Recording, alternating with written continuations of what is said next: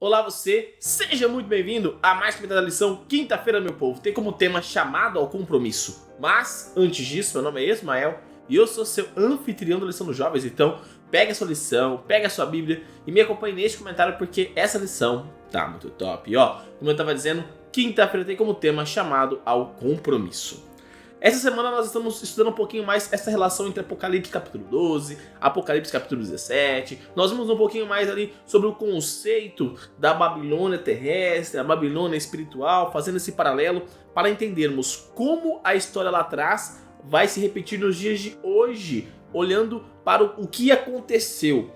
E hoje eu quero continuar nesse conceito com você, mostrando um outro aspecto da Babilônia espiritual que era igual à Babilônia terrestre. Então vamos dar uma olhada. Quando nós olhamos para a igreja que é firmada na palavra de Deus, ela tem como base de fé a palavra de Deus e o próprio Cristo. A pedra que sustenta a igreja é a mensagem de Deus. Ponto final, tá bom? Então, quando nós olhamos para qualquer igreja que se diz cristã, essa deveria ser o conceito básico. Seguir a doutrina bíblica. O que Deus disse que é certo, e o que Deus disse que é errado, tá bom? E quando nós olhamos para a Babilônia, nós vemos uma grande diferença. Por quê? Porque na Babilônia terrestre, na época de Nabucodonosor, ele era considerado rei e o próprio Deus da Babilônia. Tanto que se você lembrar ali, quando é citado que ele faz a grande estátua e faz com que as pessoas adorem aquela estátua, era uma estátua dele, representando o próprio Deus. Até as dimensões daquela estátua representavam os deuses babilônicos. Então, isso aqui é um conceito importante que nós precisamos olhar.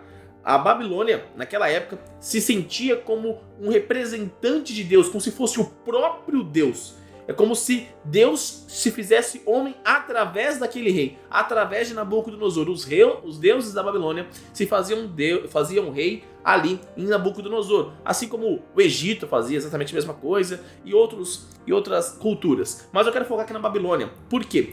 Quando nós olhamos para algumas outras denominações religiosas, algumas denominações cristãs, elas acabam tendo este mesmo conceito implicado, tá bom? Um exemplo disso é a Igreja Católica. E irmãos que estão me assistindo, que vocês são católicos, aqui eu não estou tentando ofender a igreja ou ofender os cristãos que frequentam, tá bom? Eu só estou querendo trazer um aspecto que a própria igreja defende, tá bom? Lá na encíclica de 20 de junho de 1894, que ela foi escrita pelo Papa Leão XIII, ele escreve o seguinte, ó: nós, os papas, ocupamos na terra o lugar do Deus Todo-Poderoso.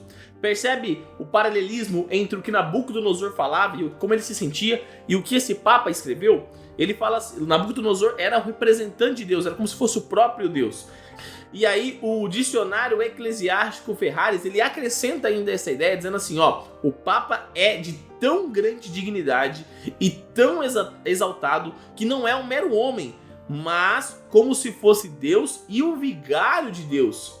Olha o que é apresentado.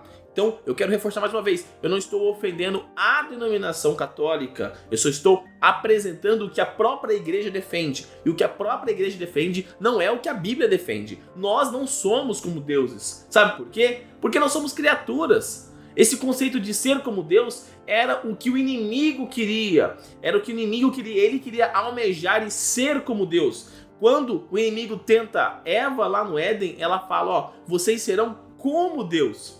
Perceba que esta é a distorção que o inimigo quer trazer para nossa mente. Porque aí a base não é mais fundada na palavra de Deus, e sim em doutrinas, e sim em tradições, e sim no ego humano. Então, a Babilônia terrestre, ela tinha esse conceito, e a Babilônia espiritual continua apresentando este mesmo conceito. São denominações que focam no próprio eu.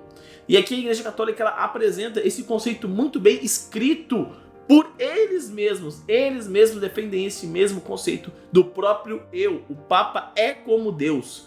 E isso, biblicamente falando, está completamente errado.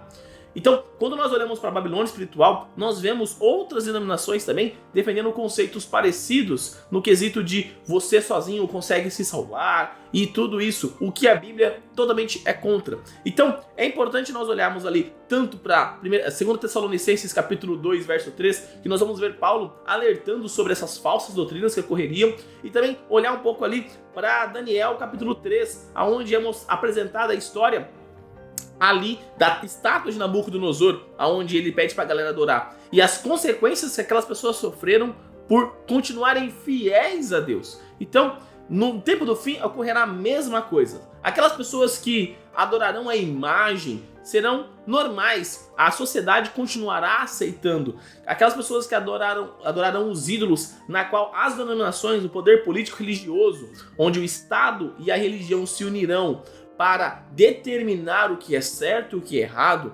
essas pessoas que aceitarem isso vão ser taxadas normais, mas aquelas pessoas que continuarem fiéis à verdade, fiéis aos ensinamentos bíblicos, fiéis à mensagem de Deus, tendo como base da sua fé o próprio Cristo Jesus, essas pessoas serão perseguidas e sofrerão as consequências. É isso que Apocalipse apresenta, a perseguição do povo. É o que foi apresentado também lá para Daniel, como nós já estudamos. Então é importante nós colocarmos na nossa cabeça, se nós somos cristãos, nós somos diferentes. O próprio Deus veio aqui na Terra, proclamou a sua mensagem e foi perseguido. Imagina eu, que sou ser humano, estou seguindo os passos dele, eu vou ser perseguido também. Você, se seguir os passos dele, você também vai ser perseguido. Mas aqui, a grande maravilha da vida cristã é o seguinte, igual Paulo fala, não importa aqui o que é agora, o reino que eu falo, não é esse reino que as pessoas aqui ficam disputando, um matando o outro, não. O meu reino é o reino da eternidade, meu reino é o reino de Deus. Então eu posso não receber a minha recompensa aqui agora, nem você receber a sua recompensa aqui agora. O nosso mundo é um mundo de pecado, então é um mundo que existe sofrimento, é um mundo que existe dor, e a perseguição vai ser difícil. Agora, se nós continuarmos fiéis, Jesus nos promete que aquele que for fiel receberá a coroa da vitória e terá o direito de se assentar no trono, assim como ele teve o direito de se sentar no trono de Deus. Então, essa deve ser a nossa motivação, essa deve ser a nossa esperança. As dificuldades ocorrerão e chegará um momento onde ficará mais difícil. Mas se nós temos Deus, se nós temos Cristo como base da nossa fé, como pedra angular da nossa vida, aí não tem problema, porque viver é Cristo e morrer é lucro. E neste momento eu convido você a fechar os seus olhos e orar comigo. Querido amado Deus, obrigado Pai por mais um dia, obrigado Pai pela oportunidade que o Senhor nos dá de falarmos com o Senhor, de estarmos na sua santa presença, meu Pai. Hoje olhamos e entendemos um pouquinho mais sobre a diferença entre a igreja verdadeira, Pai, a igreja que tem como base de fé a Tua Palavra, e a igreja que está imerso nas falsas doutrinas, proclamando e pregando o próprio eu, Pai. Pai, nos auxilie a termos esse discernimento para compreendermos qual que é a Tua verdadeira igreja, Pai, qual que é a Tua verdadeira mensagem, meu Pai, que possamos continuar fiéis à Tua Palavra, não colocando os nossos conceitos como base, mas o Teu conceito como base, meu Pai. Pai, nos auxilie nessa nossa caminhada rumo às mansões celestiais, porque quanto mais o tempo passa, mais claro está que a perseguição está para chegar, meu Pai, e que nós precisamos continuar fiéis a Ti, começando no dia de hoje, para quando a perseguição iniciar, possamos continuar fiéis a Ti, Pai. Fique conosco e perdoe os nossos pecados, e tudo isso, meu Pai, eu te peço e te agradeço em nome do Seu Filho Jesus. Amém. Galerinha, não se esqueça de se inscrever aqui no canal para você dar aquela força e também para você não perder os conteúdos que são produzidos. Lembrando que os vídeos da lição são postados de domingo a sexta-feira, maravilha? Também deixa seu like nesse vídeo para mostrar que você gostou do conteúdo, para dar aquela força e também para o algoritmo do YouTube compreender que o canal é de qualidade, que o canal é de relevância e que ele pode recomendar para mais pessoas, assim como você pode recomendar clicando aqui embaixo no botão de compartilhar e colocando nas suas redes sociais, Facebook, Instagram, WhatsApp, Telegram, enfim, a forma que você acha melhor de levar a mensagem de Deus a mais pessoas. E também clica aqui, ó, nessa playlist da Lição dos Jovens e nessa outra playlist das meditações que eu fazia aos sábados com vocês. Então é isso, galera, um forte abraço a todos e até mais!